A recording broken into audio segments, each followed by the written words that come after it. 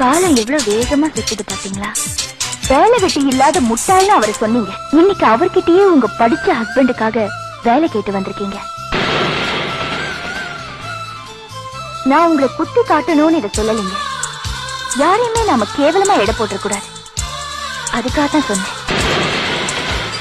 சித்திரங்களை பாட சொல்லலாம், தென்றலை அஞ்சல் ஒன்று போட சொல்லலாம்.